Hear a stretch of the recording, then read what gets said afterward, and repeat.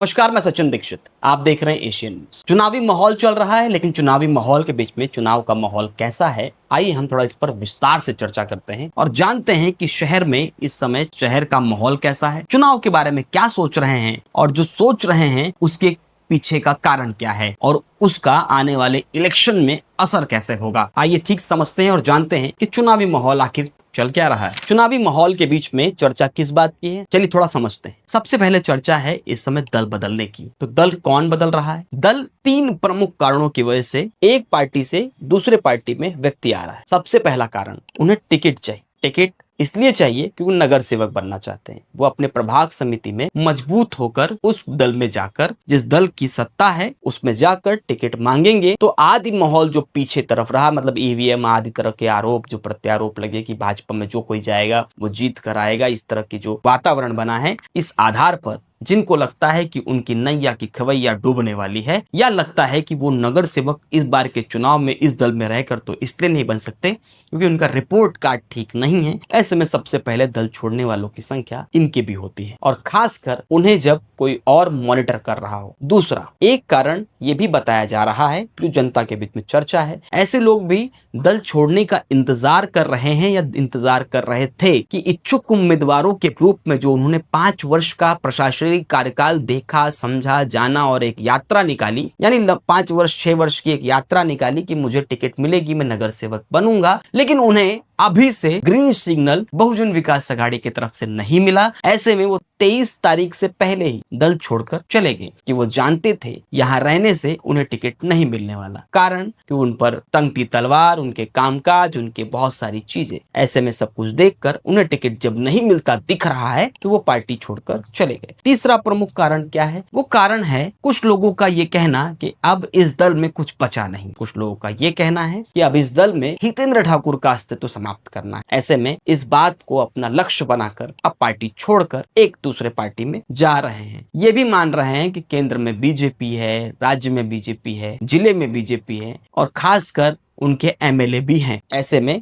Party छोड़ना उचित रहेगा और उस पार्टी में चले जाओ जिसमें सब कुछ। खैर, इन तीन प्रमुख कारणों की वजह से भी लोग पार्टी छोड़ रहे हैं। जो छोड़ रहे हैं उनकी अगर हम प्रतिशत देखें तो बहुजन विकास अघाड़ी के पास 109 नगर सेवक आए थे बीते चुनाव में, यानी 109 नगर सेवक में अभी तक 10 के आसपास के नगर सेवक गए हैं, यानी महज 10% के आसपास ही भारतीय जनता पार्टी इतनी बड़ी ताकत के साथ बहुजन विकास अघाड़ी को नुकसान पहुंचा पाई है। यानी महज 10 के आसपास नगर सेवक जाने से एक बात तो साफ है कि अभी भी 90% ताकत के साथ में बहुजन विकास अघाड़ी के पास पूर्व नगर सेवकों की संख्या है, पूर्व नगर सेविकाओं की संख्या है, और उस संख्या के साथ में वो अभी भी दमखम के साथ मैदान पे उतरने को तैयार है। भारतीय जनता पार्टी ने भी अपनी ताकत को कमजोर नहीं होने दिया है। भारतीय जनता पार्टी ने बीते 1 वर्षों के कामकाज में लग रहे तमाम आरोपों के बीच में पक्ष प्रवेश का जो दौर चालू किया, उससे साइकोलॉजिकल इफेक्ट हुआ है। साइकोलॉजिकल यानी कि मनोवैज्ञानिक राजनीति इसे कहते हैं। मनोवैज्ञानिक राजनीति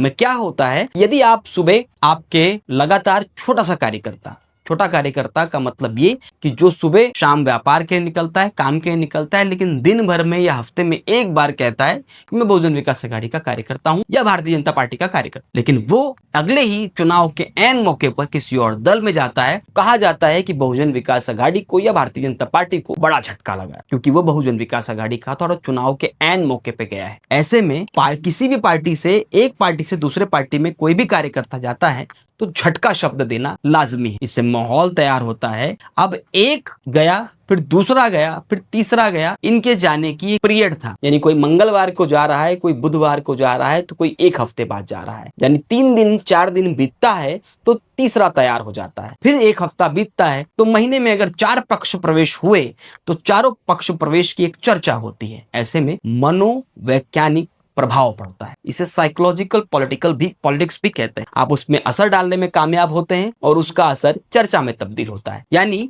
लोग बिजली, पानी, सड़क व्यवस्था 1 साल के रिपोर्ट कार्ड पर चर्चा कम करते हैं और पक्ष प्रवेश पर ज्यादा करते हैं। जब इस साइकोलॉजिकल चर्चा के बीच में उन्हें ऐसा लगता है कि इससे माहौल तैयार होगा, तो दो बातें सामने साफ तौर पे आ गई कि प्रमुख मुद्दों से जनता भटक जाती है और चाय की दुकान पर बैठकर, अपने घर में बैठकर, सोशल मीडिया में तमाम तरह की चर्चाओं के बीच में अब एक पक्ष से दूसरे पक्ष में दल बदल रहे हैं, इसकी चर्चा ज्यादा हो जाती है। अब इस पक्ष प्रवेश और इन सब के बीच में एक चर्चा और बहुत तेज है, वो तेज है बहुजन विकास अघाड़ी के सर्वे सर्वा हितेंद्र ठाकुर को समाप्त करने की। कैसे समाप्त करने की? उनके पॉलिटिकल पूरे करियर को खत्म करने की, उनकी पार्टी को खत्म करने की। कैसे? बताया जा रहा है कि हितेंद्र ठाकुर का एक छत्र राज है 35 साल का। जब 3 आमदार गिरे, यानी तीनों आमदार उनके हार गए, तब एक आरोप लगा कि हितेंद्र ठाकुर का साम्राज्य समाप्त हो गया। अब ऐसे में अगर नगर सेवक यानी कि महानगर पालिका भी उनके हाथ से जाती है तो उनका पूरा का पूरा किला ही ढह जाएगा और हितेंद्र ठाकुर पूरी तरह समाप्त हो जाएंगे। क्या समाप्त हो जाएगा? जनता कहती है कि 2 प्रकार की चर्चा है। एक, साम्राज्य खत्म हो जाएगा, 35 साल से लंबा कोई राज कर रहा था वो खत्म हो जाएगा और जमीनी स्तर पे भी उनके पास कार्यकर्ता या नगर सेवक ठोस रूप से नहीं रहेंगे। दूसरी चर्चा ये होती है कि 35 साल में शहर में दंगा नहीं हुआ, इस तरह की चर्चाएं समाप्त हो जाएंगी। पानी, बिजली, सड़क, एक वाक्य कोई याद दिलाता है इस बीच में चर्चा के दरमियान कि यहाँ पर पानी को लेकर बहुत समस्या थी। उस पानी को लेकर हितेंद्र ठाकुर ने 1 वोट को लेकर, यानी उन्हें मंत्री पद का ऑफर दिया गया, लेकिन उन्हें उसे स्वीकार न करते हुए शहर में पानी आए, जिले में पानी आए, इस बात को स्वीकार किया और बड़े पैमाने पर पानी लाने के लिए उन्होंने एक परियोजना को भी मंजूर करवाया था।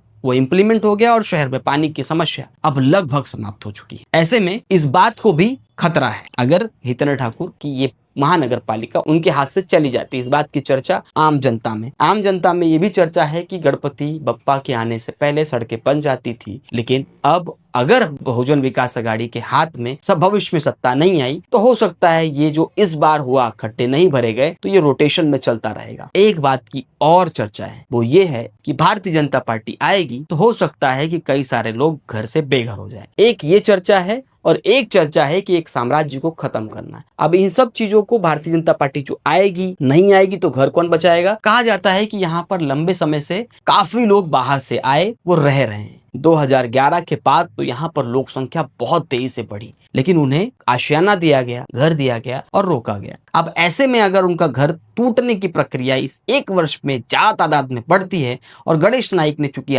एक बात भी कही थी कि कई लोगों के घर जो इनलीगल घर हैं उसे तोड़ा जाएगा, बख्शा नहीं जाएगा। ऐसे में लोगों में एक माहौल है कि एक व्यक्ति यानी हितेंद्र ठाकुर के राज में घर नहीं टूटे, लेकिन आने वाले भारतीय जनता पार्टी के इस समय के कार्यकाल में काफी घर टूटे। इस बार इस प्रकार की चर्चाएं शहर में तेज हो चली। अब इस चर्चाओं के बीच में नतीजे क्या हो सकते हैं? आने वाले समय में अगर धीरे धीरे ही सही AIMIM का पलड़ा भारी होता है या अपने प्रचार प्रसार में आगे बढ़ती है तो उसकी भी चर्चा ये हो रही है कि मुस्लिम वोट्स वो तोड़ सकती है। ऐसे में AIMIM का आना भारतीय जनता पार्टी के लिए लाभदायक हो सकता है, इस बात की भी चर्चा शहर में हो रही है। अब इन 3 प्रमुख जो मैंने चर्चाएं बताई, इसमें जरा मैं रिपीट कर देता हूं और बात को खत्म करता हूं। सबसे पहले एक चर्चा हो रही है दल बदलने की। दूसरी चर्चा हो रही है कि बहुजन विकास अघाड़ी के अध्यक्ष हितेंद्र ठाकुर के पार्टी को पूरी तरह समाप्त कर देना, जमीनी स्तर पर पूरी तरह खत्म कर देना और सिर्फ एक नाम महायुति भारतीय जनता पार्टी के गठबंधन की महानगर पालिका को स्थापित करना। तीसरी प्रमुख बात, AIMIM के आने से एक चर्चा का माहौल भी बना है। अब देखना ये होगा कि इन सब चर्चाओं के बीच में आने वाले समय में चुनाव में कैसा असर होता है और इस असर का परिणाम किस पर होता है। हम आपको हर दिन एक नए विश्लेषण के साथ में एक नए चर्चा के माहौल के चुनावी माहौल क्या है वो बताने के लिए हम पेश होते रहेंगे। आज के लिए धन्यवाद।